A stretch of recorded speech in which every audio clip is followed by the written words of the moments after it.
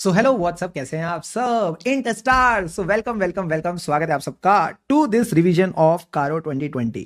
अब सर, ये जो कारो 2020 एक ऐसा टॉपिक है जो सीए इंटर हो चाहे सीए फाइनल हो, one of the favourite topics of ICI, क्योंकि आजकल हर कंपनी की ऑडिट रिपोर्ट में कारो 2020 की रिपोर्टिंग होती ही है। ठीक है, अब हमको सर समझना है कि कारो 2020 क्या सब कंपनीज पे लगता है, क्या सबके ऑडिट पे लगता है, और अगर लगता है तो उसमें क्या क्या क्लॉजेस होंगे, ये सब हम इस रिवीजन में कवर करने वाले हैं। तो सारे के सारे बच्चे अपने नोट्स और क्वेश्चन बैंक के साथ रेडी रहे, बहुत मजा आएगा इस रिवीजन में। ठीक है सर, सबसे पहले बात करते हैं about the topic of applicability.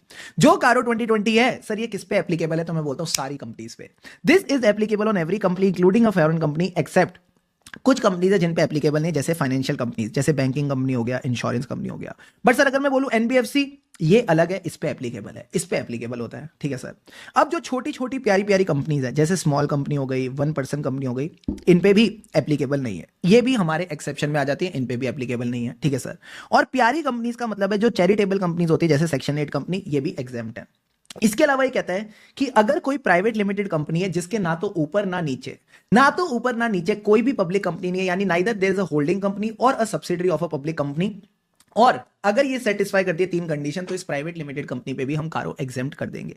अब सर कौन सी तीन कंडीशन है? सबसे पहले तो जो इसकी इक्विटी है, यानी paid up share capital plus reserves and surplus up to 1 crore है as on the balance sheet date, and borrowings from banks और financial institution up to 1 crore throughout the year. मतलब अगर ईयर में किसी भी पॉइंट पे अगर ये लिमिट क्रॉस हो गई तो फिर ये कंपनी पे कारो एप्लीकेबल हो जाएगा। ठीक है सर, एंड इसका जो रेवेन्यू है including discontinued operation, this is up to 10 crore as per the PNL prepared as per schedule 3। तो अगर ये तीनों लिमिट्स के दायरे में रहती है, यानी 1 करोड़, 1 करोड़, 10 करोड़, से विद मी, 1 1 10, अगर इस दायरे में रहती है तो कारो एप्लीकेबल नहीं होगा, देन कारो विल नॉट बी एप्लीकेबल। अब सर एक बात बताओ, स्मॉल कंपनी और प्राइवेट लिमिटेड कंपनी, इन दोनों कंडीशंस को साथ में कैसे लेना है? तो मैंने कहा इसके लिए स्मॉल कंपनी के प्रोविजंस रिवाइज करते हैं। Small company is a company which is not a public company. ठीक है सर, और ये दो कंडीशन सेटिस्फाई करती है। Paid up share capital is up to 4 crore and turnover is as per the preceding financial year is up to 40 crore. यानी 4 करोड़ और 40 करोड़ की अगर लिमिट से सेटिस्फाई करती है as per the preceding financial year, तो ये स्मॉल कंपनी बन जाएगी। अब इसकी कुछ एक्सेप्शन है, अगर ये होल्डिंग या सब्सिडरी किसी की तो स्मॉल कंपनी नहीं है, सेक्शन 8 कंपनी है तो स्मॉल कंपनी नहीं है, या फिर it is incorporated under special act, तो ये स्मॉल कंपनी नहीं है। तो सर कारो की एप्लीकेबिलिटी कैसे चेक करें? सबसे पहले तो चेक करो सामने वाली कंपनी क्या स्मॉल कंपनी है। कैसे चेक करें? Using the previous year figure. अगर प्रीवियस ईयर की फिगर ही नहीं दे रखी तो सीधा प्राइवेट की कंडीशंस चेक कर लेना। ठीक है सर, तो सबसे पहले चेक किया for the small company, if yes exempt from कारो 2020, काम खत्म। If it is not a small company, then check whether all the conditions of private limited company are satisfied.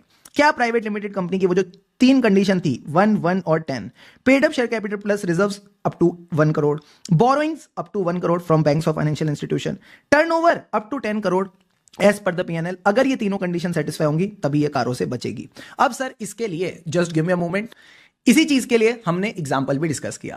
तो लेट्स से जो financial year है, that financial year is 23-24, और आपको check करना है कारो एप्लीकेबल होगा कि नहीं। तीन कंपनी है, हेरा फेरी, दे दनादन, भागम भाग। हेरा फेरी प्राइवेट लिमिटेड में सबसे पहले क्या चेक करेंगे? Small company. स्मॉल कंपनी के लिए पेड अप शेयर कैपिटल और turnover as per the preceding financial year 4 crore और 40 करोड़ के अंदर होना चाहिए। क्या ये है? हाँ सर, तो कहीं ना कहीं ये स्मॉल कंपनी हो गई। अगर स्मॉल कंपनी हो गई तो इसको देखने की जरूरत भी नहीं है, यहां पे कारो से ये एग्जेम्प्ट हो जाती है, कारो एप्लीकेबल नहीं होगा। ठीक है सर, अब आ जाओ भागम भाग की बात करते हैं। प्रीसीडिंग ईयर में paid up share capital 3.5 crore है, तो ये लिमिट तो सेटिस्फाई हो गई, 4 करोड़ के अंदर अंदर है। टर्नओवर 40 से ज्यादा हो गया, 42 हो गया, तो ये स्मॉल तो नहीं है, ये कहीं ना कहीं स्मॉल कंपनी नहीं है। अब आ जाओ प्राइवेट लिमिटेड की कंडीशन चेक करते हैं। Paid up share capital plus reserves up to 1 crore चलेगा sir, turnover up to 10 crore चलेगा sir, borrowings up to 1 crore चलेगा सर। तो क्या मैं बोल दूं? कारो इज एग्जेम्प्ट। प्राइवेट की तीनों कंडीशन सेटिस्फाई हो गई, कारो इज एग्जेम्प्ट। अब आ जाओ लास्ट पॉइंट, दे दनादन प्राइवेट लिमिटेड। दे दनादन की बात करूं तो स्मॉल कंपनी के लिए दोनों ही लिमिट्स की बैंड बच जाती है, तो ये भी स्मॉल नहीं है। अब प्राइवेट की तीनों कंडीशन चेक करते हैं। Paid up share capital plus reserves and surplus up to 1 crore चलेगा, टर्नओवर अप टू 10 करोड़ चलेगा, बोरिंग्स अप टू 1 करोड़ चलेगा। बट साल में एक पल ऐसा आया जब 1.5 करोड़ की बोरिंग हो गई, यानी at one point during the year 1 crore से ज्यादा हो गया, तो क्या मैं बोल दूं अब ये कंडीशन सेटिस्फाई नहीं हुई।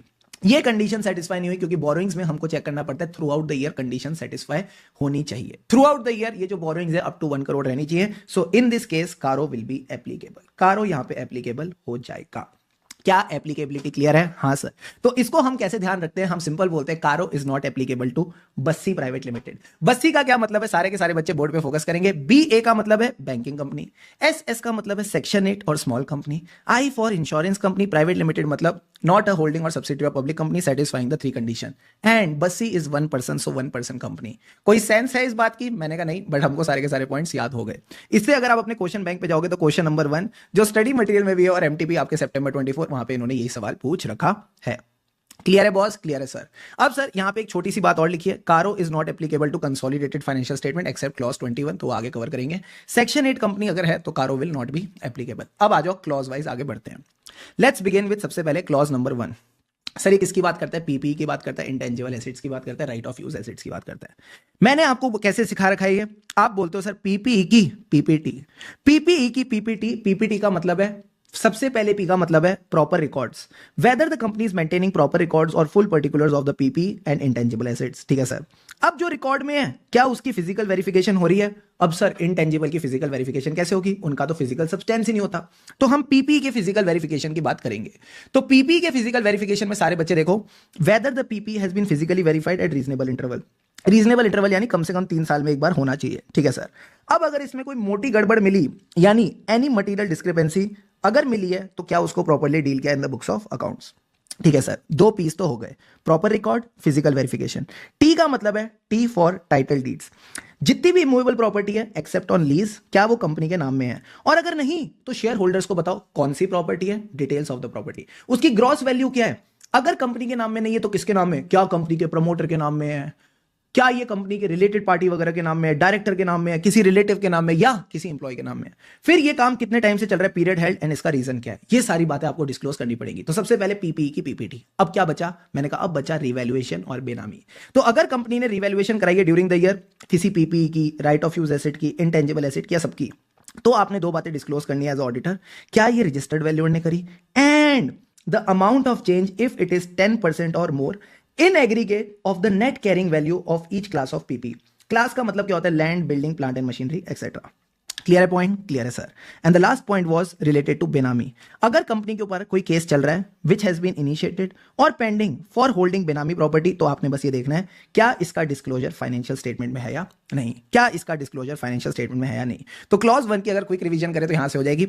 सबसे पहले PPT मतलब proper records, physical verification, title deeds, and last में आपने रिवैल्यूएशन और बेनामी की बात करनी है। क्या क्लॉज 1 पूरा रिवाइज हो गया? Is the clause 1 crystal clear to you? Yes और नो? Yes sir. अब बात करते हैं क्लॉज 2 की। अगर मैं क्लॉज 2 की बात करूं तो चाहे आपका AS2 हो, चाहे आपका AS2 हो या फाइनल लेवल पे इंड AS2, ये हमेशा किसकी बात करेंगे? सर ये बात करेंगे इन्वेंट्री की।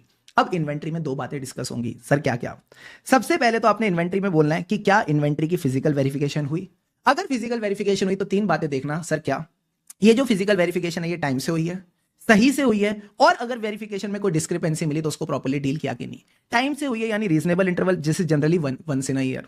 सही से हुई है यानी there should be proper coverage and procedures. And last में आप बस इतनी सी बात बोलोगे, अगर कोई discrepancy milli of 10% or more in aggregate of each class of inventory, क्या इसको प्रॉपर्ली डील किया in the books of account. Sir ऊपर जब आपने PPE पढ़ाया था तो उसमें आपने बोला था मटेरियल डिस्क्रिपेंसी, बट यही चीज इन्वेंट्री में हो जाती है 10% और मोर। ये बारीकी ध्यान रखना, ठीक है सर।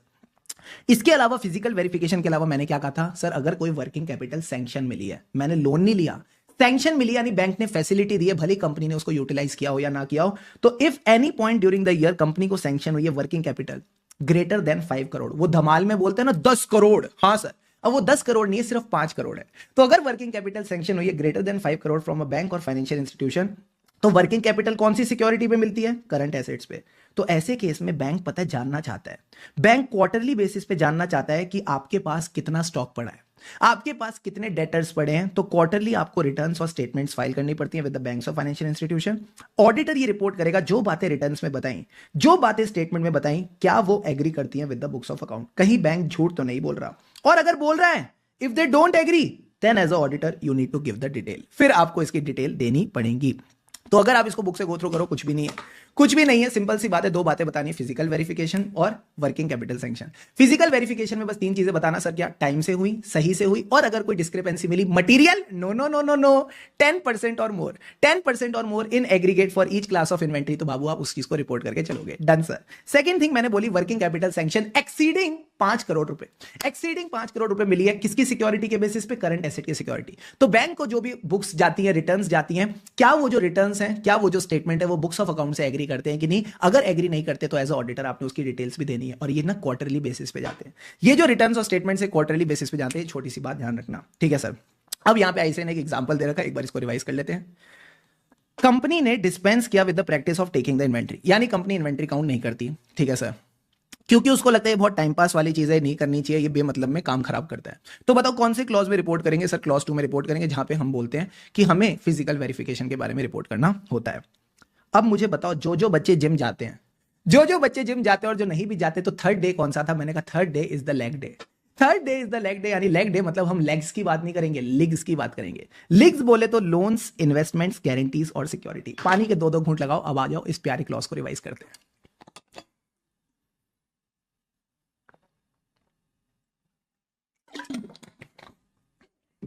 अब सर लिग्स में क्या करना था? लिग्स में क्या करना था? मैंने कहा कुछ नहीं करना, जो भी लिग्स आपने दिए ड्यूरिंग द ईयर, यानी लोन्स, इन्वेस्टमेंट, गारंटी और सिक्योरिटी, इसको बाइफरकेट कर दो। बाइफरकेट किसमें सर? जो भी एग्रीगेट अमाउंट है और आउटस्टैंडिंग बैलेंस है as on the balance sheet date, इसको बाइफरकेट कर दो बिटवीन एसएजेवी, एसएजेवी मतलब सब्सिडरी एसोसिएट जॉइंट वेंचर, बोलो मेरे साथ, subsidiary associate joint venture and parties other than SAJV, दोनों में बाइफरकेट कर दिया। फिर आपने देखना है जो भी आपने लिग्स दिए और उसकी terms and condition, this should not be prejudicial to the company's interest, ये कंपनी के इंटरेस्ट के अगेंस्ट नहीं होनी चाहिए, ठीक है सर।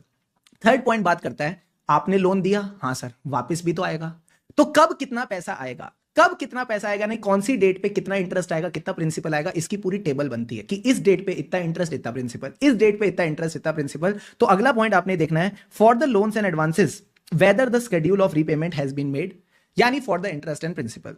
अब अगर आपने शेड्यूल बनाया तो क्या रीपेमेंट रेगुलरली आ रही है, यानी whether the repayments are regular. If not then बताओ, if the amount is overdue then state the amount overdue for more than 90 days, ठीक है सर। 90 डेज का लॉजिक यही है, बैंक्स के केस में नॉन परफॉर्मिंग एसेट बन जाता है। एंड सर अब अगर एक अमाउंट ऐसे अटकी पड़ी है, अगर एक अमाउंट ऐसे अटकी पड़ी है, तो क्या मैनेजमेंट हाथ पे हाथ रख के बैठेगी या मेहनत करेगी? सर मेहनत करेगी, वो कोशिश करेगी पैसे को रिकवर करने की। तो उसी बारे में आपने रिपोर्ट करना है, whether reasonable steps by the management for recovery of amount. चारों के चारों पॉइंट्स हो गए, हाँ सर। पहला पॉइंट क्या था? एसएजेवी एंड अदर्स में बांट दिया। दूसरा पॉइंट क्या था? Terms and condition should not be prejudicial. तीसरा पॉइंट था, जो लोन्स है उनका शेड्यूल ऑफ रीपेमेंट बना होना चाहिए, उस हिसाब से रीपेमेंट रेगुलर होनी चाहिए। अगर नहीं है तो जो ओवरड्यू है फॉर मोर देन 90 डेज वो बताओ, और उसके लिए क्या स्टेप्स लिए वो भी बताओ, ठीक है सर। अब एक बात बताओ, ये काम खराब हुआ क्यों? ये जो सारा का सारा काम खराब है, हुआ क्यों? मैंने कहा दो बैड लोन्स की वजह से। पहला बैड लोन क्या था? पैसा इस साल आने वाला था, पैसा इस साल आने वाला था, कंपनी ने उसको रिफ्रेश कर दिया, कंपनी ने रिफ्रेश कर दिया, नहीं रिन्यू कर दिया, एक्सटेंड कर दिया, फ्रेश लोन दे दिया। कभी भी ऐसा केस हुआ है तो आपको दो बातें बतानी है, aggregate amount of such loans and their percentage to the total loan. Aggregate amount of the loans which have been refreshed and their percentage to the total loan, ठीक है सर। सेकंड केस कहता है, अगर company ने ऐसे कोई loan दिए हैं जिसमें यही नहीं पता पैसा वापस कब आएगा, जिसमें यही नहीं पता पैसा वापस कब आएगा, यानी इनके कोई टर्म्स ऑफ रीपेमेंट ही नहीं है, या फिर it is repayable on demand, तो अगेन आपने इसका अमाउंट बताना है, परसेंटेज टू द टोटल बताना है, प्लस इतना बताना है कितना पैसा आपने कंपनी के प्रमोटर को दिया, कितना पैसा आपने रिलेटेड पार्टी को दिया, ये भी आपको बता के चलना पड़ेगा, क्योंकि ये लोग बदमाश होते हैं, ठीक है। तो यहां आपका पूरा का पूरा क्लॉज 3 हो गया। इसमें से बस एक छोटी बात ध्यान रखना सर, क्या? जो इसका पार्ट ए है और जो इसका पार्ट ई है, यानी first point and the second last point, ये एनबीएफसी पे एप्लीकेबल नहीं है, क्योंकि उनका प्रिंसिपल बिजनेस ही लोन देने का होता है। अब सर आपने कहा था third day is the leg day. जब भी लेग डे करते तो हमारी जो टांगे हैं, हमारी जो जांगे हैं, बहुत दर्द करती हैं, और वो दर्द सिर्फ उस दिन नहीं रहता, नेक्स्ट डे भी जाता है। तो मैंने कहा third day is the leagues day, याद रखना, और फोर्थ डे भी लिग्स डे ही होगा, फोर्थ डे भी आपका लिग्स डे ही होगा, उसका दर्द फोर्थ डे तक जाएगा। तो ये भी बात करता है लिग्स की, यानी लोन्स, इन्वेस्टमेंट, गारंटी और सिक्योरिटी। इसमें बस एक छोटी सी बात देखी जाती है, क्या आपने सेक्शन 185 और 186 से कंप्लाई किया? क्या आपने सेक्शन 185 और 186 से कंप्लाई किया? अगर नहीं किया तो उसके बाद में भी आप डिटेल्स दे सकते हो। अब sir what does clause 5th talks about? तो क्लॉज 5 उसी की बात करता है जहां कंपनीज एक्ट चैप्टर 5 बात करता है डिपॉजिट्स की। अब डिपॉजिट्स के केस में दो चीजों से कंप्लाई करना है, बताओ क्या? एक तो आरबीआई के डायरेक्शन से, दूसरा सेक्शन 73 और 76 ऑफ कंपनीज एक्ट, इन दोनों से कंप्लाई करके चलना होता है। ठीक है सर, अगर कंपनी कंप्लाई नहीं करेगी तो आप नेचर ऑफ नॉन कंप्लायंस के बारे में बताओ। ठीक है सर, और एक बात बताओ, अगर नॉन कंप्लायंस किया तो क्या कंपनी के अगेंस्ट ऑर्डर आएगा? कौन ऑर्डर करेगा? या तो आरबीआई करेगा या कंपनीज एक्ट वाले। कंपनीज एक्ट वाले यानी कंपनी लॉ बोर्ड या फिर national company law tribunal, that is the NCLT. So there can be a order by the company law board, NCLT और RBI और any other tribunal. So अगर ऐसा कोई ऑर्डर आया है तो क्या कंपनी ने उससे कंप्लाई किया या नहीं, whether the company has complied or not. Sir clause 5 तक हो गए, अब आ जाओ क्लॉज 6। क्लॉज 6 किसकी बात करता है? सर कॉस्ट रिकॉर्ड्स की। ये बात करता है कॉस्ट रिकॉर्ड्स की। बस इतना देखो, क्या कंपनी को कॉस्ट रिकॉर्ड्स बनाने हैं as per the central government under section 148(1)? And if the answer is yes, ये बनाने हैं, तो whether the same are made and maintained. Sir एक बात बताओ, क्या हमें कॉस्ट रिकॉर्ड्स की चेकिंग करनी है? आंसर इज नहीं। कॉस्ट रिकॉर्ड्स की चेकिंग करना आपका काम नहीं है, बस आपको ये देखना है कि इनको बनाया गया है या नहीं। Deal done, deal done sir. अब क्लॉज 7 किसकी बात करता है? क्लॉज 7 किसकी बात करता है? तो सारे बच्चे बोर्ड पे फोकस करना, पूरा कॉन्सेप्ट रिवाइज करा दूंगा, then we will move ahead. तो मैंने कहा स से 7, स से स्टैट्यूटरी ड्यूज, फोकस करो। स से 7, स से स्टैट्यूटरी ड्यूज। अब स्टैट्यूटरी ड्यूज क्या होते हैं? GST, PF, ESI, income tax, others. इसको याद रखने का एक तरीका और है, टीडीएस की ड्यू डेट क्या होती है? 7th of the next month. तो इससे ध्यान रखना, क्लॉज 7 बात करता है स्टैट्यूटरी ड्यूज की। अब ये कहते हैं दो तरह के ड्यूज होते हैं, अनडिस्प्यूटेड और डिस्प्यूटेड। पहले अनडिस्प्यूटेड की बात करते हैं। क्या कंपनी रेगुलर है in depositing the undisputed statutory dues to the authorities? And if not, तो बताओ कितना अमाउंट ड्यू है for more than 6 months on the last day of the financial year. तो हमने यहां पे 3 एग्जांपल लिए। जीएसटी का अमाउंट जिसकी ड्यू डेट थी 15 जनवरी, ये कितने टाइम से ओवर ड्यू है? एज ऑन 31 मार्च, 2.5 months, तो ये रिपोर्ट नहीं होगा। इनकम टैक्स 29 सितंबर 23 ड्यू डेट थी, इसका कितना हो गया? अक्टूबर, नवंबर, दिसंबर, जनवरी, फरवरी, मार्च, 6 महीने वो गए, और सितंबर का एक दिन, मोर देन 6 months हो गया। हाँ, रिपोर्ट करो। प्रोविडेंट फंड की ड्यू डेट कितनी थी? 15 अक्टूबर 23। सर ये हो गया 5.5 months, तो इसको रिपोर्ट नहीं करेंगे। Deal done, done sir. अगर कोई डिस्प्यूटेड ड्यू है तो दो बातें बताना, कितने अमाउंट का डिस्प्यूट है, कहां पे डिस्प्यूट पेंडिंग है, यानी कहां पे इसकी अपील पेंडिंग है। It can be a tribunal, it can be high court और समथिंग लाइक दैट। सर मैंने अगर डिपार्टमेंट को सिर्फ एक रिप्रेजेंटेशन भेजी है, यानी मेरे पास डिपार्टमेंट से कोई नोटिस वगैरह आता है, कोई और लेटर आता है जिसपे मैं रिप्रेजेंटेशन भेजता हूं, कोई अपील नहीं करता, तो ये डिस्प्यूट नहीं है, तो इसको हम डिस्प्यूट नहीं मानेंगे। क्लियर है बॉस? क्लियर है सर। तो यहां पे आपका क्लॉज 7 पूरा का पूरा मैंने यहां पे कवर करा दिया। अब आता है sir favourite clause, clause 8। Income tax वालों ने लगा दी कंपनी की वाट। सर इनकम टैक्स वालों ने कंपनी की वाट कैसे लगाई? तो इधर फोकस करके चलना। हमें यह देखना है कि जब भी कंपनी ने कोई ट्रांजैक्शन रिकॉर्ड नहीं कर रखी थी इन द बुक्स, और जब इनकम टैक्स एक्ट 1961 में टैक्स असेसमेंट हुआ, तो कंपनी ने उसको सरेंडर कर दिया या डिस्क्लोज कर दिया। तो ऑडिटर क्या चाहता है? जो अनरिकॉर्डेड इनकम है, क्या ये प्रॉपर्ली रिकॉर्ड हुई in the books of account? तो एकदम फ्लो में चलना। जब भी कोई transaction is not recorded that has been surrendered और डिस्क्लोज्ड एज इनकम, कहां पे डिस्क्लोज करी? In the tax assessment of income tax act 1961। तो ऑडिटर कहता है तुम पे टैक्स लगेगा, वो तो अलग है, इसका डिस्क्लोजर भी करो। सो ऑडिटर रिपोर्ट करेगा whether the unrecorded income has been properly recorded in the books of accounts. बस इतनी सी बात आपने यहां पे रिपोर्ट करके चलनी है। क्लॉज नंबर 9 ये बात करता है रीपेमेंट ऑफ लोन्स की। तो सारे कॉन्सेप्ट्स को अच्छे से समझते हुए चलना और आगे बढ़ते हुए चलना। ठीक है सर। ये कहता है क्या कंपनी ने कोई भी डिफॉल्ट किया in the repayment of loans, other borrowings और इंटरेस्ट टू एनी लेंडर? अगर हाँ, तो आपने रिपोर्ट क्या करना है? सबसे पहले nature of borrowing. Nature of borrowing यानी क्या ये कोई लॉन्ग टर्म लोन था, या ये शॉर्ट टर्म लोन था, या फिर ये कोई डिबेंचर वगैरह था। What is the nature of borrowing? ठीक है सर। प्लस ये लोन आपने किससे लिया था? What was the name of the lender? कौन सा बैंक था, कौन सी फाइनेंशियल इंस्टीट्यूशन थी, ये सब बताना पड़ेगा। ठीक है सर। फिर आपने कितने रुपए का डिफॉल्ट किया? जो भी डिफॉल्ट किया, ये प्रिंसिपल का डिफॉल्ट है, इंटरेस्ट का डिफॉल्ट है, कितने टाइम से डिले चल रहा है, और इसके कोई रिमार्क्स, तो ये सब आपने बताना है। सर एक बात बताओ, ये लेंडर वाइज डिटेल्स कब देनी है? जब भी कोई डिफॉल्ट आप करते हो for a bank, financial institution, ये दोनों तो साथ साथ चलते ही थे, अब इसमें गवर्नमेंट और ऐड हो गया। ठीक है सर। अगला पॉइंट कहता है क्या कंपनी को डिक्लेयर किया as a wilful defaulter by any bank, financial institution और अदर लेंडर? ठीक है सर। थर्ड पॉइंट कहता है कि कंपनी ने ऐसा क्या काम खराब किया था जिसकी वजह से डिफॉल्ट वगैरह हो गया। तो दो पॉइंट ध्यान रखना, दो तरह के लोन हो सकते हैं, लॉन्ग टर्म और शॉर्ट टर्म। सबसे पहले लॉन्ग टर्म लोन की बात करते हैं। यह कहता है जो कंपनी का लॉन्ग टर्म लोन था वो उसने उस पर्पस के लिए यूटिलाइज नहीं किया जिसके लिए ऑब्टेन किया था। तो अगर ऐसा केस है कि उसने उस पर्पस के लिए यूटिलाइज नहीं किया, तो आपने अमाउंट और पर्पस बताना है जिसके लिए इसको डाइवर्ट किया। फॉर एग्जाम्पल ऐसा हो सकता है कंपनी ने जो लोन लिया था वो तो लिया था कोई मशीनरी वगैरह खरीदने के लिए। हाँ सर, इन लोगों ने क्या किया? मशीनरी तो नहीं खरीदी, एक लोन लेके दूसरा लोन रीपे कर दिया, तो दिस इज रॉन्ग। तो ये जो भी हुआ है इसके बारे में आप अमाउंट के बारे में और पर्पस के बारे में बताओगे, किस पर्पस के लिए यूज कर लिया। ठीक है सर। अब बात करते हैं शॉर्ट टर्म लोन्स की। तो आप रिपोर्ट करोगे whether the funds which are received, वो क्या यूज हुए whether the funds have been यू, ये क्या लिखा मैंने, whether the funds, oh my god, बिल्कुल सही बोला बच्चे ने, रेज्ड, हाँ raised.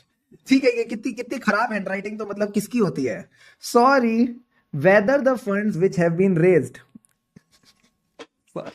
whether the funds which have been raised on short term basis they were utilized for long term purpose। तो अगर ऐसा है तो ऑब्वियसली लिक्विडिटी का इशू आएगा, तो ऐसे केस में भी आपने नेचर एंड अमाउंट बता के चलनी है। क्लियर है, पॉइंट क्लियर है सर, चारों पॉइंट्स क्लियर हैं। इसके बाद हमारे दो पॉइंट्स थे एसएजेवी वाले। क्या सर, क्या कंपनी ने जो फंड्स लिए फ्रॉम एनी एंटिटी और पर्सन वो अपनी एसएजेवी की ऑब्लिगेशंस के लिए तो नहीं लिए, अगर ऐसा केस है तो भी नेचर और अमाउंट बता के चलो, ठीक है सर। एंड लास्ट केस तो एकदम गंभीर केस था कि आपने अपनी एसएजेवी को गिरवी रख के, आपने अपनी ही सब्सिडरी, एसोसिएट और जॉइंट वेंचर की जो सिक्योरिटीज थी उनको गिरवी रख के, प्लेज रख के अगर कोई लोन लिया है तो ऐसे केस में भी आप उसकी डिटेल्स बताओ, प्लस अगर कंपनी ने कोई डिफॉल्ट कर दिया तो उसके बारे में भी बताओगे। तो यहां आपने यही 6 बातें करनी है। सारे बच्चे जल्दी से एक बार मेरे को रिवाइज कराओ, रिवीजन के अंदर रिवीजन। अगर कंपनी ने कोई भी डिफॉल्ट किया in the repayment of the loan तो उसकी डिटेल्स देनी है, कितने अमाउंट का डिफॉल्ट है, क्या नेचर ऑफ बोरोइंग थी, ठीक है, जो अमाउंट ऑफ डिफॉल्ट है ये किस फॉर्म में था, प्रिंसिपल फॉर्म में था, इंटरेस्ट फॉर्म में, name of the lender, lender wise details देनी है अगर ये बैंक है, फाइनेंशियल इंस्टीट्यूशन है या गवर्नमेंट है, ठीक है सर। एंड इसके बाद अबाउट द रिमार्क्स। जब आपने डिफॉल्ट किया तो आपका नाम क्या रख देंगे, विलफुल डिफॉल्टर। दोनों पॉइंट कनेक्ट हो गए। अब ये डिफॉल्ट क्यों हुआ, दो तरह के लोन होते हैं, long term, short term. Long term loan को आपने सही पर्पस के लिए यूज नहीं किया, शॉर्ट टर्म को लॉन्ग टर्म पर्पस के लिए यूज किया। और आखिरी के 2 पॉइंट एसएजेवी वाले, एसएजेवी वाले यानी आपने एसएजेवी के लिए फंड्स बोरो करें, अगर ऐसा केस है तो उसका नेचर और अमाउंट बताओ, या फिर आपने अपनी खुद की एसएजेवी को, अपनी प्यारी सब्सिडरी और एसोसिएट को गिरवी रखवा के लोन लिया है, तो अगर ऐसा केस है तो उसकी डिटेल्स बतानी है। और मान लो अगर कंपनी ने कोई डिफॉल्ट कर दिया तो ये सब्सिडरी तो फिर सामने वाले की हो जाएगी, तो ये भी आप रिपोर्ट करोगे to the shareholder. You are getting the point और नॉट? Yes sir. अब आ जाओ, क्लॉज 9 तो हो गया।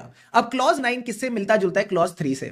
ये कहता है जब भी कंपनी लोन देती है, जब भी कंपनी ने लोन दिया तो कौन सा क्लॉज आएगा, क्लॉज 3, जिसमें हम लिक्स की बात करते हैं, लोन्स, इन्वेस्टमेंट, गारंटी और सिक्योरिटी। और जब भी कंपनी ने लोन लिया, दैट इज क्लॉज नंबर 9, 3 का स्क्वायर, तो लोन लेने पे क्लॉज 9 आता है। Got it sir. अब आ जाओ क्लॉज 10 की बात करते हैं। क्लॉज 10 का मतलब क्या था, टन टन टन टन टन टारा, आईपीओ लग गए या हमारा, तो हम बोलते थे 10 से आता है हमारा आईपीओ, एफपीओ और प्राइवेट प्लेसमेंट और प्रेफरेंशियल अलॉटमेंट। यहां मैंने क्या सिखाया था, मैंने कहा यहां बड़ी बेसिक सी चीज सिखाई थी, जब भी कंपनी मार्केट से पैसा उठाती है, ये या तो आईपीओ एफपीओ से पैसा उठा सकती है या प्राइवेट प्लेसमेंट और प्रेफरेंशियल अलॉटमेंट से पैसा उठा सकती है, तो इसमें आपने बस ये चेक करना है क्या ये उस पर्पस के लिए पैसा यूज हुआ या नहीं। You just need to check the purpose के लिए यूटिलाइजेशन। सो यही पॉइंट यहां पे लिखा हुआ है, सारे बच्चे फोकस करना। Whether any money raised by IPO FPO including debt during the year were utilised for the purpose for which it was raised, if not, तो आपने रिपोर्ट करनी है 2 चीजें, एक तो जो भी डिले हुआ या डिफॉल्ट हुआ, एंड अगर कंपनी ने इसमें कोई सब्सिक्वेंट रेक्टिफिकेशन कर दी तो वो रिपोर्ट कर देना, ठीक है सर।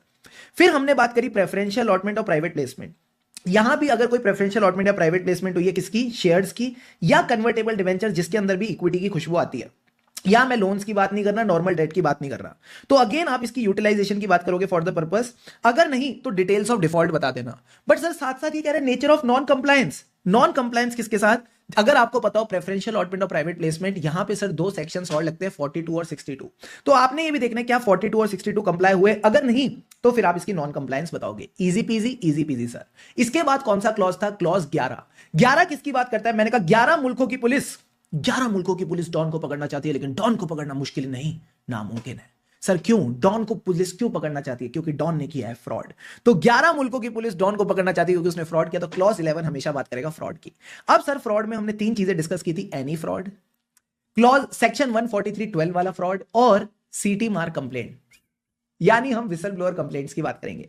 एनी फ्रॉड के बारे में सिंपल सी बात बोलते हैं, any fraud by the company, any fraud on the company. सारे बच्चे करो मेरे साथ, any fraud by the company, any fraud on the company, doesn't matter कितने रुपए का है, डजंट मैटर कितने रुपए का, आप इसको रिपोर्ट करके चलोगे।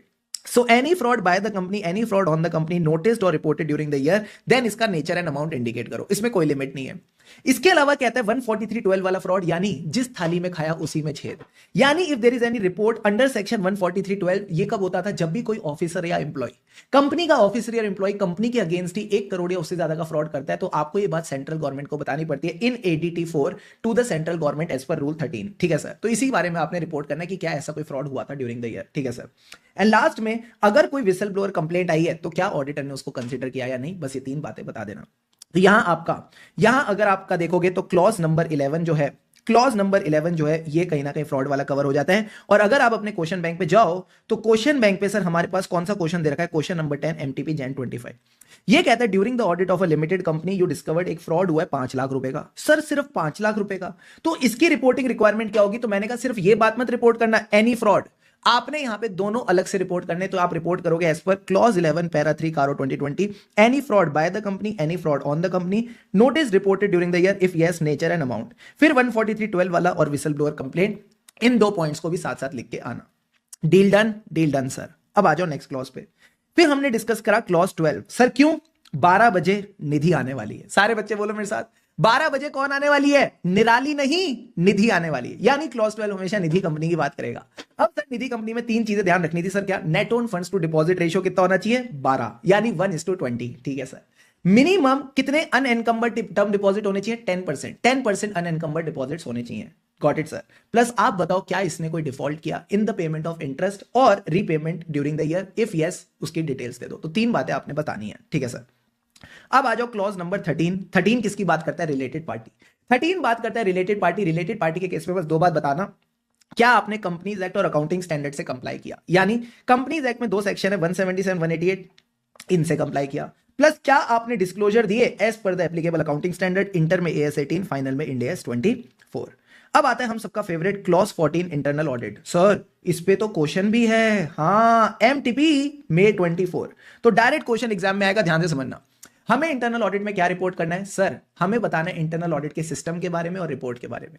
सिस्टम के बारे में और रिपोर्ट के बारे में, यानी whether the company has a internal audit system which is as per the nature and size of the business. Sir entity बहुत बड़ी है, बहुत कॉम्प्लेक्स है, तो इंटरनल ऑडिट टीम भी बड़ी होनी चाहिए।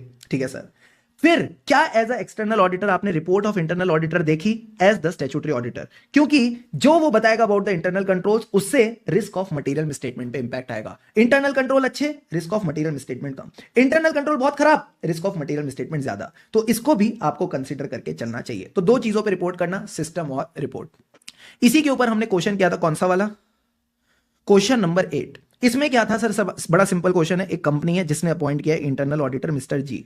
कंपनी का जो एनुअल टर्नओवर है 300 करोड़ है। ठीक है सर। तो एक बात तो पक्का होगा, इस पे कारो एप्लीकेबल होगा। इसके अलावा कहता है रिपोर्टिंग रिस्पॉन्सिबिलिटी बताओ स्टैट्यूटरी ऑडिटर की as per the companies act specifically for internal audit. तो आप सबसे पहले कारो की एप्लीकेबिलिटी के बारे में लिखोगे दैट द कारो is applicable for this company, क्योंकि एग्जामिशंस में नहीं आती, बस्सी प्राइवेट लिमिटेड वाली। ठीक है सर। फिर इंटरनल ऑडिट की 2 चीजें, सिस्टम और रिपोर्ट के बारे में आपने अपनी रिपोर्टिंग करनी है। क्लियर है बॉस? क्लियर है सर। फिर हम गए क्लॉज 15 पे। ये किसकी बात करता है? Non cash transaction. Non cash transaction किसके साथ? डायरेक्टर या उसके कनेक्टेड पर्संस के साथ। अगर ऐसी कोई ट्रांजैक्शन है तो चेक करो कंप्लायंस विद सेक्शन 192। फिर हमने आरबीआई वाला क्लॉज पढ़ा। आरबीआई के क्लॉज में 4 बातें हैं। सारे बच्चे बोर्ड पे फोकस करो, मजा आएगा। 2 बातें रजिस्ट्रेशन को लेके, 2 बातें कोर इन्वेस्टमेंट कंपनी को लेके। रजिस्ट्रेशन के लिए क्या बोलता है? Whether the company is required to be registered under section 45 IA। सारे बच्चे मेरे साथ एक्शन करेंगे, 45 IA रजिस्ट्रेशन करवाइए। बोलो मेरे साथ, 45 IA रजिस्ट्रेशन करवाइए। आ जाओ कंटिन्यू करते हैं। Whether the company is required to be registered under section 45 IA of RBI act 1934। If yes, क्या कंपनी ने रजिस्ट्रेशन ली? ठीक है सर। इसी से मिलता जुलता एक और clause, whether the company conducted any non banking financial और हाउसिंग फाइनेंस एक्टिविटी बिना सर्टिफिकेट ऑफ रजिस्ट्रेशन के। तो अगर ये है तो ये भी रिपोर्ट करके चलो। अब core investment company. Core investment company कौन होती है? सिंप्लिसिटी के लिए कोई ऐसी एनबीएफसी जो सिर्फ अपनी ग्रुप इन्वेस्टमेंट्स में इन्वेस्टमेंट करके चलती है। ठीक है सर। ग्रुप कंपनीज में इन्वेस्ट करके चलती है। तो ये कहता है कि क्या आपकी कंपनी एक कोर इन्वेस्टमेंट कंपनी है as defined by RBI regulation. अगर हाँ तो whether it continues to fulfil the criteria of CIC. अगर ना तो whether it continues to fulfil the criteria of exemption from CIC. ठीक है सर। अगर ग्रुप में 1 से ज्यादा सीआईसी हैं तो बताओ कितनी सीआईसी हैं। तो बताओ कितनी सीआईसी हैं, बस इतनी सी बात आपने बतानी है। ठीक है। तो 4 पॉइंट्स ध्यान रखना, 2 रजिस्ट्रेशन वाले, 2 सीआईसी वाले। अब आता है क्लॉज 17। क्लॉज 17 कहता है अगर करंट फाइनेंशियल ईयर या पिछले फाइनेंशियल ईयर में कोई भी कैश लॉस हुआ है तो आपने बस अमाउंट ऑफ कैश लॉस बतानी है और कुछ नहीं है। Clause 18, resignation by the auditor. अगर लगता है आपसे पहले कोई ऑडिटर रिजाइन करके गया तो क्या आपने उसकी 3 चीजें कंसिडर करी? Concerns, objections, issues. Come on, concerns, objections, issues, ये आपने तीनों की तीनों चीजें कंसिडर करके चलनी है। क्लियर है पॉइंट? क्लियर है सर। सर एक बात बताओ, ऑडिटर कंपनी से रिजाइन क्यों करके गया? क्योंकि कंपनी आईसीयू में है। कंपनी आईसीयू में नहीं है, आप बोलो कंपनी आईसीओ में है। तो तीनों के तीनों पॉइंट ध्यान रखना। इस पे अगर क्वेश्चन आ गया तो तीनों कीवर्ड्स एग्जामिनर को चाहिए। I for issues, C for concerns, O for objectives. Done sir. अब आ जाओ क्लॉज 19, हम सबका फेवरेट क्लॉज, गोइंग कंसर्न वाला। ये क्या कहता है? ये कहता है 5 चीजें कंसीडर करके, फाइनेंशियल एसेट्स, फाइनेंशियल लायबिलिटी, दोनों को ऊपर नीचे रखा तो बन गया फाइनेंशियल रेशियो। तो जो भी कंपनी के फाइनेंशियल एसेट्स है उनके रियलाइजेशन को ध्यान में रखते हुए, जो भी कंपनी की फाइनेंशियल लायबिलिटीज है उनकी पेमेंट को ध्यान में रखते हुए, और इनके फाइनेंशियल रेशियोज को, प्लस जो मैनेजमेंट के प्लान्स हैं और बाकी चीजें फाइनेंशियल स्टेटमेंट में दे रखी है, इन सब चीजों को कंसीडर करते हुए आपको क्या डिसाइड करना है? आपको ये देखना है कि कोई मटीरियल अनसर्टिनिटी तो नहीं। There should be no material uncertainty that company is capable of meeting the liability on the balance sheet date, and जो भी लायबिलिटी ड्यू होती है within 1 year from the balance sheet date. Come on, within 1 year from the balance sheet date, ये सब company meet कर पाएगी। Sir 1 year का relevance going concern में पढ़ा था। गोइंग कंसर्न में पढ़ा था कि कम से कम गोइंग कंसर्न असेसमेंट 1 ईयर की होनी चाहिए, 12 मंथ्स की होनी चाहिए from the balance sheet date. तो बस आपने इतना बोलना है, इन 5 चीजों को कंसीडर करते हुए फाइनेंशियल एसेट्स, फाइनेंशियल लायबिलिटी, दोनों को मिलाया फाइनेंशियल रेशियो, मैनेजमेंट के प्लान और other information in financial statement, इन चीजों को कंसीडर करते हुए no material uncertainty that the company will be able to meet the liabilities on the balance sheet date and within 1 year from the date of financial statement। Clear है boss? Clear है sir? यहां तक जो भी हमने clauses पढ़े, कब से लेके सर 12 बजे कौन आने वाली है? निधि आने वाली है। उसके बाद से जो भी क्लॉजेस पढ़े, आ जाओ एक बार इनका पूरा का पूरा फ्लो दिमाग में डाल लेते हैं। तो मैंने कहा सबसे पहले क्लॉज 13 आएगा जो कि रिलेटेड पार्टी है। रिलेटेड पार्टी में बस ये ध्यान रखना, जो भी अनलकी चीज होती है 13 वाली, वो रिलेटेड पार्टी के साथ ही होती है, यही फ्रॉड कराती है। ठीक है सर? अब रिलेटेड पार्टी को किसने पकड़ा? मैंने कहा 14 में इंटरनल ऑडिटर ने। दिस इज एक्स के एक्सक्लूसिव, कहीं नहीं मिलेगा तुमको ये लिंकिंग। तो मैंने कहा ये 14 में पकड़ा इंटरनल ऑडिटर ने। ठीक है सर? अब इंटरनल ऑडिटर ने 14 में पकड़ के बताया, मालिक कैश नहीं है, सारी कैश रिलेटेड पार्टी ले गई, no cash left with the company. यानी 15 किसकी बात करते हैं? Non cash transaction with the director and connected person, जहां पे सेक्शन 192 की कंप्लायंस देखनी होती है। ठीक है सर? अब कैश लाए कहां से?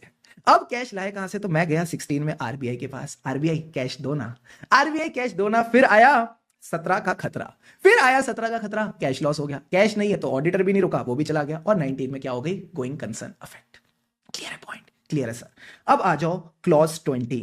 ये किसकी बात करता है सर? ये बात करता है सीएसआर रिपोर्टिंग की। बड़ा सिंपल है, अगर आपने अपना साल भर में सीएसआर का खर्चा नहीं करा तो इसको शेड्यूल 7 के फंड में डाल दो विद इन 6 मंथ्स, ये इस पे आप रिपोर्ट करोगे। ठीक है सर? सेकेंड पॉइंट कहता है कि अगर आपका कोई पैसा है फॉर ऑनगोइंग प्रोजेक्ट, आप कोई स्कूल बनवाना चाहते हो, हॉस्पिटल बनवाना चाहते हो, तो वो पैसा भी आप स्पेशल अकाउंट में डालोगे। क्लियर है पॉइंट? क्लियर है सर? अब सर एक बात बताओ, क्लॉज 20 सीएसआर कैसे याद रखेंगे? मैंने कहा बड़ा सिंपल है। क्या आप इन देवी जी को पहचानते हो? हाँ सर, अंबानी जी की शादी में देखा था। क्या देखा था? उन्हीं की वाइफ है। ओहो, इनका नाम है नीता अंबानी। ये सब कौन है? रिलायंस फाउंडेशन के प्यारे प्यारे बच्चे। रिलायंस फाउंडेशन के प्यारे प्यारे बच्चे। तो आपने कई बार देखा होगा आईपीएल में नीता अंबानी जी आती हैं। जो आईपीएल होता है 2020, इसमें नीता जी आती हैं अपनी सीएसआर दिखाने। तो मैंने कहा सीएसआर में हमेशा याद रखना, सीएसआर कहां दिखाया जाता है? आईपीएल में दिखाया जाता है, यानी 2020। जो सीएसआर की फील होती है वो हमें कहां मिलती है? 2020 यानी आईपीएल। तो हमेशा क्लॉज 20 को आप सीएसआर से रिलेट करके चलोगे। गॉट द पॉइंट और नॉट? Yes sir. अब आ जाओ लास्ट क्लॉज, क्लॉज नंबर 21। ये क्या कहता है सर? ये बड़ी सिंपल सी बात कहता है कि मान लो आप कंसोलिडेटेड फाइनेंशियल्स बना रहे हो, आप कहीं ना कहीं कंसोलिडेटेड फाइनेंशियल बना रहे हो। तो मैं बताऊं, कंसोलिडेटेड फाइनेंशियल पे कारो एप्लीकेबल है ही नहीं। कंसोलिडेटेड पे कारो एप्लीकेबल है ही नहीं सिवाय क्लॉज 21 के। अब 21 कहता है कि यार एक बात बताओ, जब आपने पेरेंट कंपनी की कारो रिपोर्ट बनाई तो आपने कई सारे क्लॉजेस पे रिपोर्ट किया। मान लो क्लॉज 6 में आपको गड़बड़ मिली कि कंपनी कॉस्ट रिकॉर्ड्स मेंटेन ही नहीं करती हो। फिर जो सब्सिडरी थी S1, इसके 15 में गड़बड़ निकली कि ये नॉन कैश ट्रांजैक्शन में बोर्ड रेजोल्यूशन पास नहीं हुआ, ऑर्डिनरी रेजोल्यूशन पास नहीं हुआ, ये गड़बड़ मिली। फिर S2 में गड़बड़ मिली, इसके डिपॉजिट सेक्शन 73 टू 76 से कंप्लाई नहीं करते थे। और S3 में पता चला रिलेटेड पार्टी ट्रांजैक्शन डिस्क्लोज नहीं है। तो मैं कहता हूं क्लॉज 21 कहता है कि ये जितनी भी गड़बड़े थी ना इंडिविजुअल कारो रिपोर्ट्स में, जितनी भी गड़बड़े इंडिविजुअल कारो रिपोर्ट्स में, आप इनको एक जगह ले आओ in the form of a summary. आप इनको एक जगह ले आओ in the form of a summary, जहां पे आप कंपनी का नाम बताओ और उसकी जो भी गड़बड़े, जिस पैरा में गड़बड़े वो बता दो। तो ये कहता है where any गड़बड़ is found by the respective auditor, गड़बड़ मतलब qualification और adverse remark by the respective auditor in the caro report of the companies which are included in the consolidated financial statement। तो आपने दो बातें बतानी है, डिटेल्स ऑफ द कंपनी और उनके कौन से पैरा नंबर में गड़बड़ है। डिटेल्स ऑफ द कंपनी और उनके कौन से पैरा नंबर में गड़बड़ है, ये आपको बताना पड़ेगा। Is the complete CARO 2020 crystal clear to you? Yes और नो? Yes sir. जल्दी से सारे बच्चे पानी के 2-2 घूंट लगाओ और अब मेरे साथ रेडी हो जाओ, क्योंकि मैं आपके लिए एक सरप्राइज लाया हूं। सर यहां तो सरप्राइज है ही नहीं, रुको जरा, आएगा। आ जाओ मेरे साथ। ये है आपकी प्यारी प्यारी कारो की 1 पेजर समरी। थोड़ा 1.5 पेजेस तक चली गई, एडजस्ट कर लेना। ठीक है सर? कारो 2020 की समरी करते हैं। अब आ जाओ समरी रिवीजन। 5 मिनट के अंदर अंदर पूरा कारो 2020 दिमाग के अंदर। ठीक है सर, सबसे पहले एप्लीकेबिलिटी। ये कहता है CARO 2020 is applicable on every company including a foreign company except 1%। किस पे एप्लीकेबल नहीं है? बस्सी प्राइवेट लिमिटेड। तो मैंने कहा 1% company, banking company, small company, section 8 company, insurance company, private limited company, जो 3 कंडीशन फुलफिल करती है सर, क्या? 1, 1 और 10। यानी जो इसका पेड अप शेयर कैपिटल है प्लस रिजर्व्स एंड सरप्लस है वो 1 करोड़ के अंदर अंदर होना चाहिए, अप टू 1 करोड़। जो इसकी बोरोइंग्स हैं फ्रॉम बैंक्स और फाइनेंशियल इंस्टीट्यूशन, ये भी अप टू 1 करोड़ होनी चाहिए through out the year. 10 crore तक इसका टर्नओवर होना चाहिए एज पर शेड्यूल 3 का जो भी पीएनएल बनता है। ये आपने लिमिट ध्यान रख के चलनी है। ठीक है सर। अब आ जाओ पैरा 3 की रिपोर्टिंग की बात करते हैं। सबसे पहले क्लॉज 1, ये किसकी बात करता है? पीपी और इंटेंजिबल एसेट। पीपीई की पीपीटी। पीपी मतलब प्रॉपर रिकॉर्ड्स होने चाहिए जो भी पीपी और इंटेंजिबल एसेट्स हैं। ठीक है सर। फिजिकल वेरिफिकेशन होनी चाहिए रीजनेबल इंटरवल पे, और अगर कोई भी मटेरियल डिस्क्रिपेंसी मिलती है तो उसको प्रॉपर्ली डील करो इन the books of account. T का मतलब है जो भी टाइटल डीड है वो कंपनी के नाम पे होनी चाहिए लीज के अलावा। अगर नहीं है तो आपको कुछ डिटेल्स डिस्क्लोज करनी पड़ती है, जिसमें आ जाता है सर क्या? Details of the property, gross value of the property. Company के नाम में नहीं है तो किसके नाम में? क्या वो कंपनी का प्रमोटर है, क्या कंपनी का डायरेक्टर है, उनका एम्प्लॉय है, उनका रिलेटेड पर्सन है, व्हाटएवर, एंड इसके रीजंस क्या है, ये सब आपको बताना पड़ता है। अब सर 2 पॉइंट और आते हैं इसमें, क्या? रिवैल्यूएशन। रिवैल्यूएशन के अंदर आपको बस बताना होता है कि अगर कंपनी का रिवैल्यूएशन हुआ तो क्या रिवैल्यूएशन रजिस्टर्ड वैल्यूअर ने किया प्रॉपर्टी का, plus amount of change if the change is 10% or more. 10% or more in aggregate of the net value of each class of asset. इसमें आप एक छोटा सा पॉइंट और ध्यान रखना, बेनामी वाला। सर बेनामी वाले में मैंने क्या कहा था? बेनामी वाले में बोला था अगर कोई भी प्रोसीडिंग चल रही है against the company for holding any बेनामी प्रॉपर्टी, फॉर होल्डिंग एनी बेनामी प्रॉपर्टी, तो इसका भी आप डिस्क्लोजर चेक करोगे, इसका भी आप डिस्क्लोजर चेक करोगे in the financial statement. Yes और नो? Yes sir. इसके बाद हमने गए थे क्लॉज 2।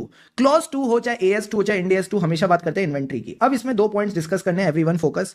सबसे पहले तो इसकी physical verification should be on reasonable interval, coverage proper होनी चाहिए, प्रोसीजर प्रॉपर होने चाहिए, और अगर आपको कोई डिस्क्रिपेंसी मिली 10% और मोर की तो वो आप डिस्क्लोज करके चलो। तो 3 बातें ध्यान रखना, ठीक से हो, टाइम से हो, और फिजिकल वेरिफिकेशन टाइम से होनी चाहिए, ठीक से होनी चाहिए, और अगर 10% और मोर की डिस्क्रिपेंसी मिलती है तो बुक्स ऑफ अकाउंट्स में दिखा देना। सेकंड पॉइंट जो आपको यहां पे फोकस करना था, working capital sanction greater than 5 crore from banks और फाइनेंशियल इंस्टीट्यूशन। अगर ऐसा केस है तो हमको कहीं ना कहीं क्वार्टरली रिटर्न्स फाइल करनी पड़ती है, they should agree with the books, इस पे रिपोर्ट करके चलेंगे। ठीक है सर। अब आ जाओ clause 3, third day is the leg day. Leg day में आपने कुछ नहीं करना, सबसे पहले बांट दो बिटवीन एसएजेवी एंड अदर्स। ठीक है सर। फिर देखो टर्म्स एंड कंडीशन प्रीजुडिशियल तो नहीं है टू द कंपनीज इंटरेस्ट। फिर ये कहता है पैसा टाइम से आना चाहिए, यानी रीपेमेंट शेड्यूल बना हुआ उस हिसाब से रीपेमेंट्स रेगुलर है। अगर नहीं है तो what is outstanding for more than 90 days and the steps by the company to recover the amount. अब सर ये 2 चीजें खराब क्यों हुई? 2 खराब लोन्स की वजह से। कंपनी के पास पैसा इस साल आने वाला था, उसने रिफ्रेश कर दिया। रिफ्रेश मतलब रिन्यू, एक्सटेंड या फ्रेश लोन। अगर ऐसा हुआ तो उसका टोटल एग्रीगेट अमाउंट बताओ, its percentage to the total. ठीक है सर। ऐसा लोन दिया जिसमें ड्यू डेट ही नहीं है तो अगेन आप उसका अमाउंट बताओ, aggregate, percentage to the total, plus कितना पैसा प्रमोटर और रिलेटेड पार्टीज को दिया ये भी बताना पड़ेगा। ठीक है सर। अब आता है क्लॉज 4, ये भी बात करता है लेग्स डे की। इसमें बस आपने देखना है सेक्शन 185 और 186 कंप्लाई हुए या नहीं।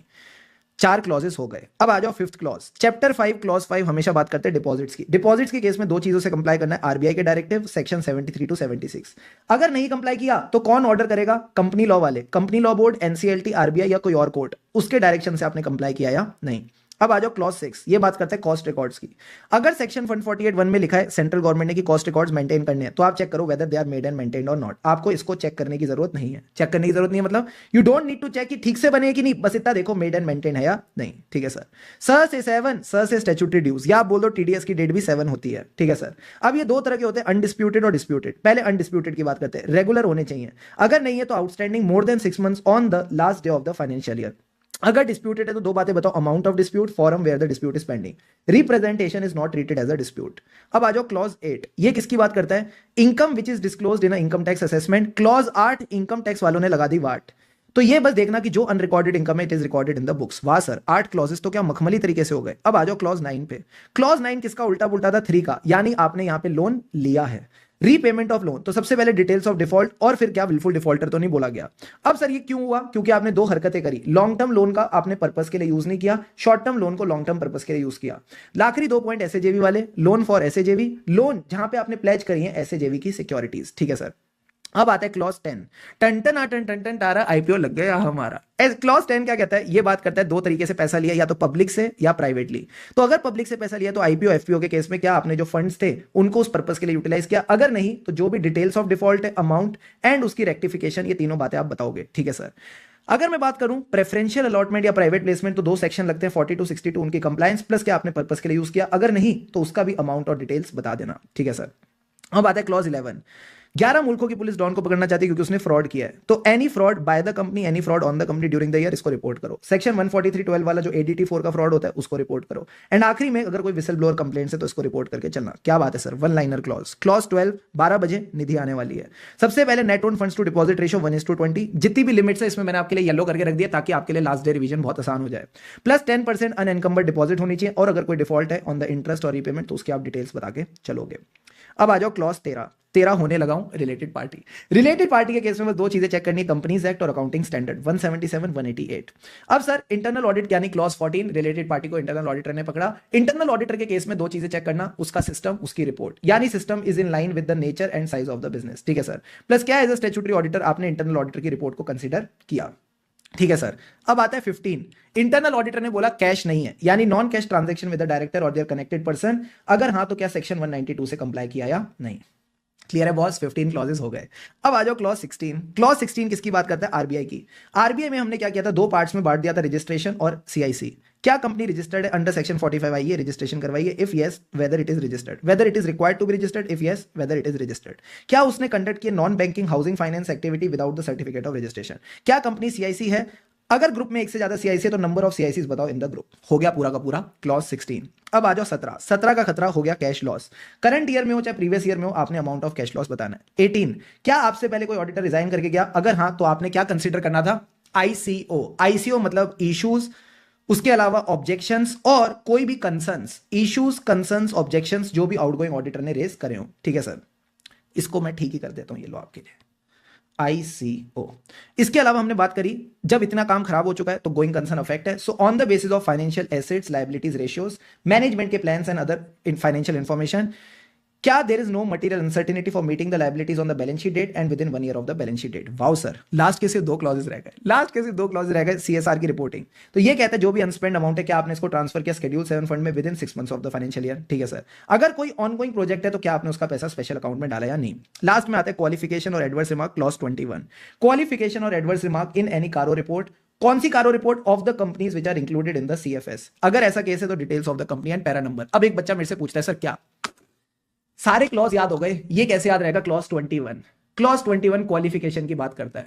तो दोस्त भूल मत जाना, भूल मत जाना, सीए की जो मेंबरशिप है उसके लिए मिनिमम एज 21 ईयर है। तो अगर आपको क्वालिफाई होना है as a chartered accountant, the minimum age criteria is 21 years. यहां पूरा का पूरा कारो 2020 का रिवीजन कंप्लीट हो जाता है with all concepts, memory techniques and all the interlinking. I hope आपको काफी मजा आया होगा। इसी तरह खुशी खुशी मन लगाकर पढ़ते रहे, खुशी से पढ़ेंगे तभी आगे बढ़ेंगे, और जल्द ही सीए फाइनल में कूदी लगा के हम आपसे वहां पे भी मिलेंगे। तो इसी तरह पूरे जोश और जुनून के साथ अच्छे से लगे रहो, आगे बढ़ते रहो, बिकॉज फिर अपनी मंजिल मिल जाएगी, फिर हमारी जीत पक्की है। बस आपने हार नहीं माननी, चलते जाना है, चलते जाना है, चलते जाना है, चलते जाओ, चलते जाओ, चलते जाओ, रुकना अपना काम नहीं।